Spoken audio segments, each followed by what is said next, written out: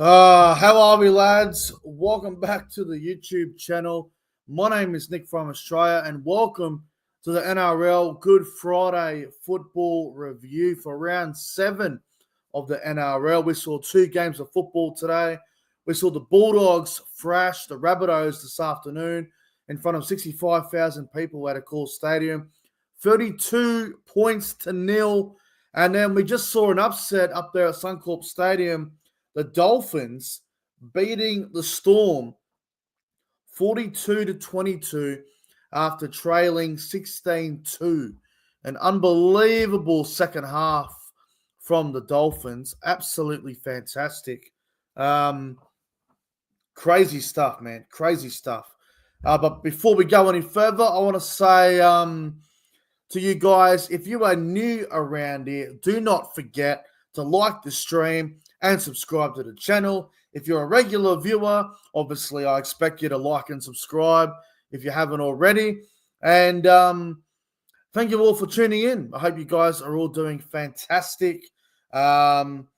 Crazy stuff today, man. Obviously, I did tip the Bulldogs to beat the Rabbitohs, but I didn't think it'd be by 30 or anything like that. And I did tip the Storm to win, but I'm okay with getting that wrong. The Dolphins, they were good. The Dolphins were very, very good. Cannot deny that. I want to say hello to the live chat quickly. I hope everyone's doing good. Hello to Jason Reader. Hello to Will, Melbourne Storm fan. Hello to Lockie, River, Bullseye, Michael, Bosky. Hope everyone's doing good. We might as well start with the very first game, which was Bulldogs and Rabbitohs. Bulldogs 32, Rabbitohs 0, or Rabbitohs 0, whatever you want to call it. Far out. I know there were some bad calls in this game early on and whatnot, but the Dogs from the get-go were very dominant. They had a lot of possession. The Rabbitohs were really struggling to win the middle. The Bulldogs forwards really dominated. They set the tone real early in this game.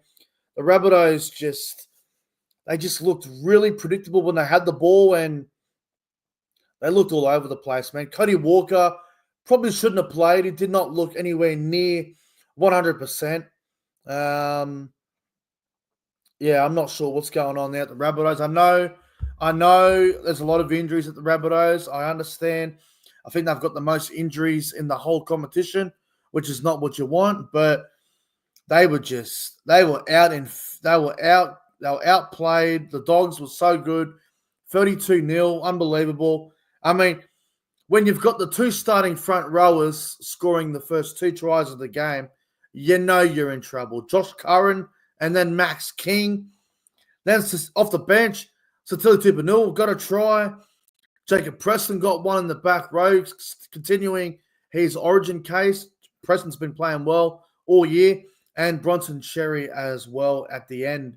But the Rabbitohs, man, they got to sort some shit out quick. Like, I get the injuries. Like, I totally understand it, but the Dogs, man, holy shit, they were good. Their forwards were so good in this game. Yeah, in the chat, Max King ran for 230 meters. What a beast. Mate, let me tell you something about Max King. Max King has been, he's a bit of a journeyman. You know, he was at the Titans. I think he originally came from Maitland towards Newcastle. I'm not sure if he was in the Newcastle system, but Max King is quickly proving that he is a very underrated front rower. He was very good, man. Max King was very good in this game. Arguably player of the game, alongside Josh Curran in the front row, who was also outstanding. And Toby Sexton, who I thought had an absolute blinder of a game. Now, what about the Nick Raymer pass from Benji? Oh, we'll get to that. We'll get to the Dolphins in a little bit. The Nick Raymer flick for Ray Stone, I think it was. That was pretty insane. We'll get to that. Don't worry. But look, the Bulldogs, man. I want to talk about some of their forwards. Like, their forward pack on paper isn't the most intimidating forward pack. It isn't the best forward pack on paper, but they get the job done. And this is why I'm so highly impressed with the Bulldogs and the way they do things. Cameron Ciraldo, at the moment, would probably be leading coach of the year. He has done a fantastic job. Now, this is the negative side of things that I want to talk about with the Dogs. And I know if you're a Dogs fan, this may upset you, but I'm just trying to be real and honest with you. The only good team, or the only great team the Bulldogs have beat is the Sharks. With all due respect, they haven't played anyone great outside of the Sharks.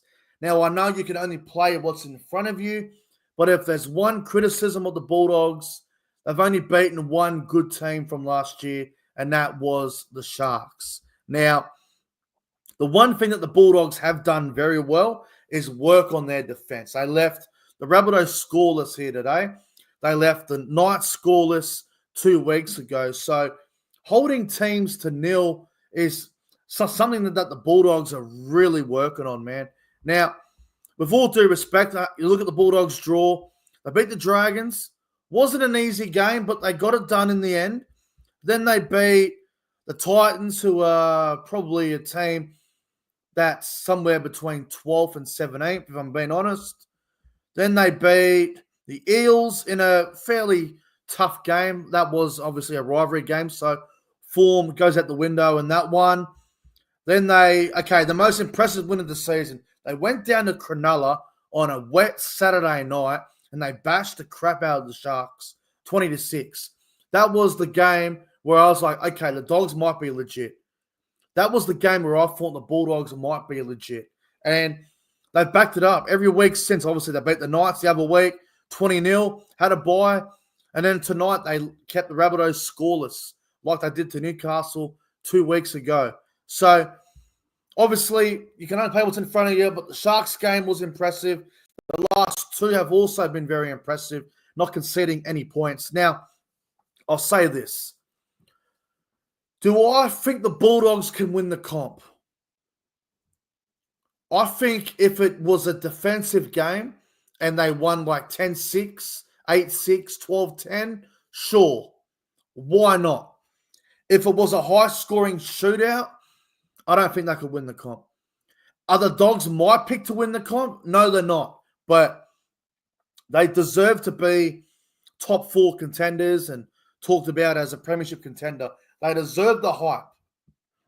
They deserve the hype. Would I consider them a premiership contender? Maybe. I don't know. I want to see them against Melbourne. I want to see them against Brisbane at Suncorp next week. You got to remember, I don't think the Bulldogs have played outside of Sydney yet. I think they've played every game in Sydney. Let me just confirm that to be sure, because I don't want to get that mixed up. Cogra, Belmore, Combank, Cronulla, Accor. Yeah. Okay. The Bulldogs have not played outside of Sydney yet. Next week, they play the Broncos at Suncorp Stadium. That is going to be a huge game. I believe they've already sold about 49,000 tickets. It's probably going to sell out. That Broncos and Bulldogs game next Thursday night might be the biggest game of the year. That is going to be huge. Then they play Titans at Magic Round. So the Bulldogs are actually on the road the next 3 weeks. Round 8, Round 9, Round 10. Suncorp, Canberra. So, intriguing stuff. I mean, like, if the Bulldogs win all 3 of them, then you have to say that they're a massive contender. I think at the moment they probably are, but if they win all 3 of them on the road, then it just proves that they're a threat. Now, like, just before, standout players. I mean, let's talk about it. Look at the Bulldogs' outside backs. All of them ran over 100 meters. Tracy 222, Carras 229, Sherry 184, Critter 104, and Montoya 154. Their entire back 5 ran for over like 800 meters. Shit's insane. Look at Matt Burton. 192 run meters. That's insane for a 5'8". That really is. Before we'll talk about Max King, he was outstanding. Curran was phenomenal as well. Preston did his job. Also, not a big fan of Jamin Salmon, but Salmon was great in this game. He had a great game today. Sitili Tupanua, Bailey Haywood, William Kika coming back from injury, just doing a job. Good stuff there from the Dogs. It's very, very hard to pick a player of the game. Now, for the Rabbitohs, definitely a game to forget. But I will say that there were a few Rabbitohs players who I thought tried really hard and did a job. Thought Jai Gray never stopped trying, as he always does. Campbell Graham was probably one of their best. Jack White had probably his worst game in Rabbitohs colours. He was shocking.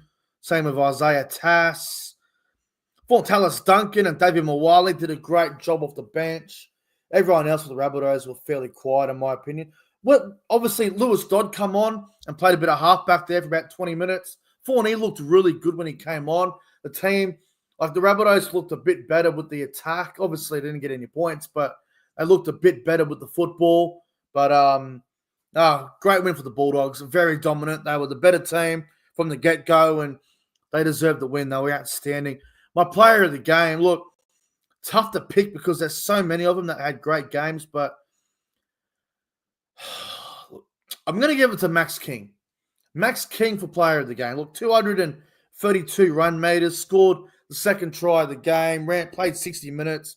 Max King, player of the game, but honourable mention, Toby Sexton, Tracy, Sherry, Curran. Like, there's so many of them, man. Like, Sitili Tupanua off the bench, outstanding.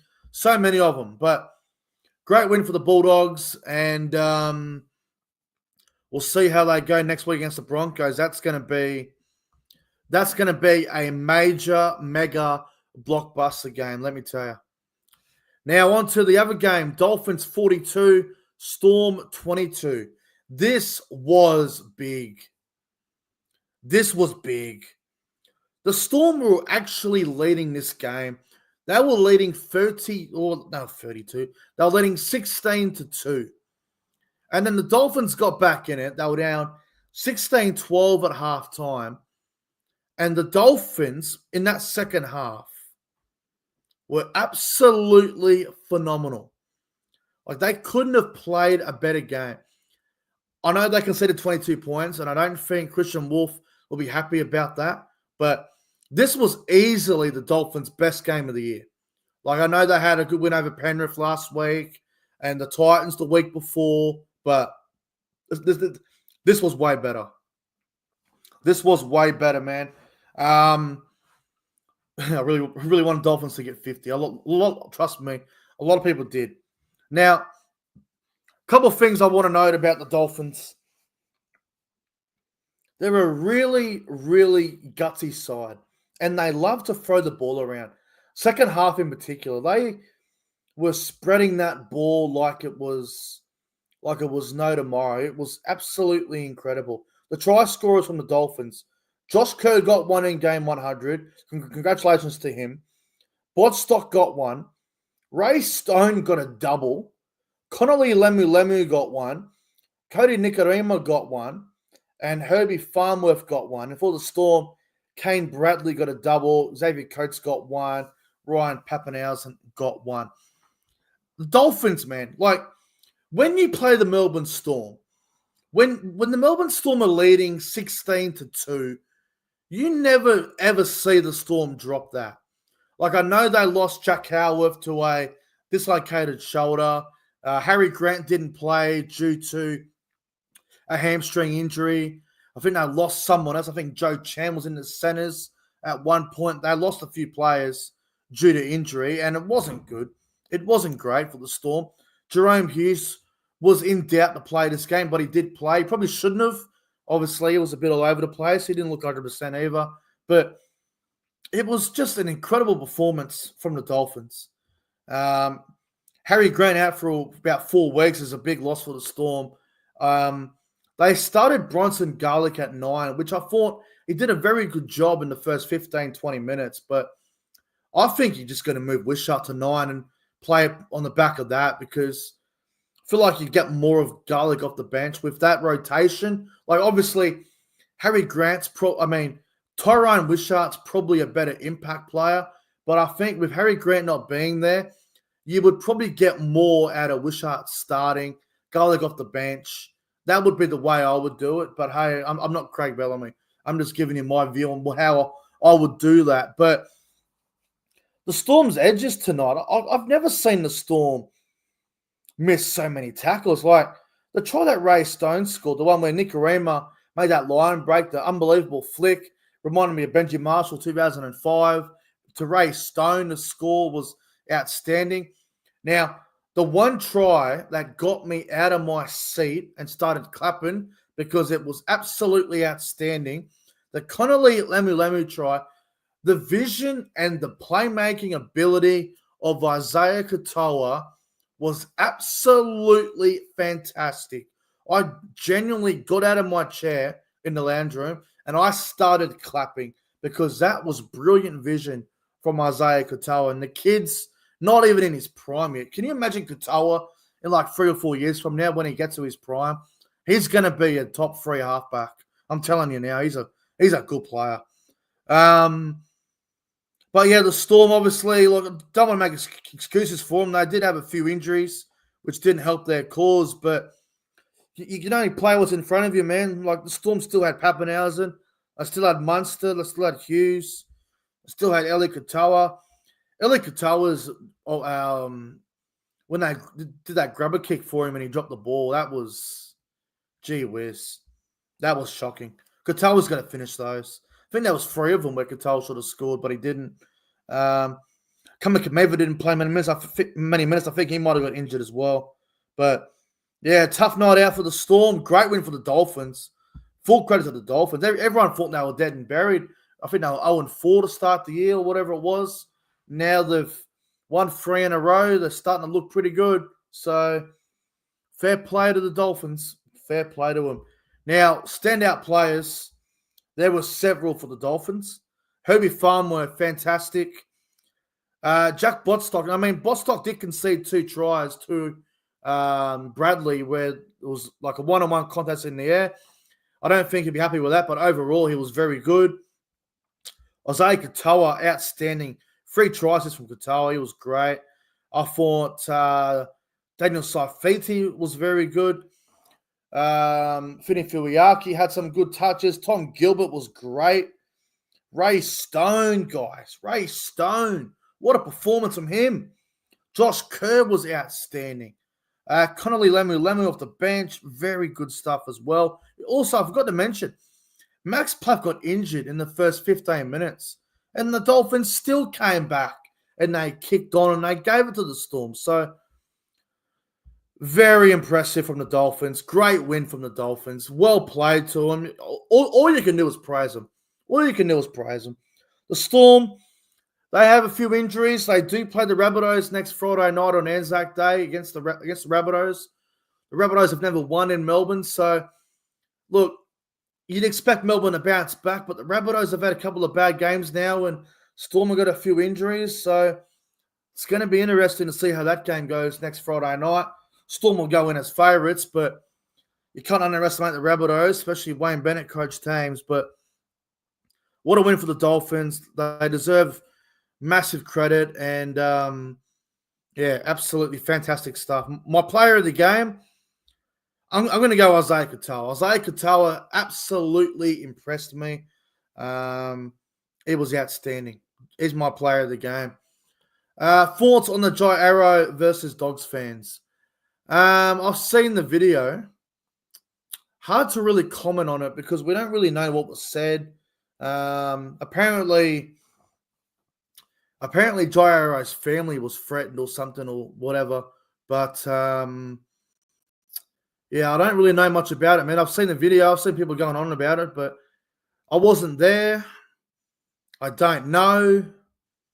I don't really care. It's not really my problem, but I'm sure they'll figure it out. But yeah, it looks like a bad situation. But anyway, all right, guys, that's the review wrapped up for Friday Night Footy. Thanks for watching.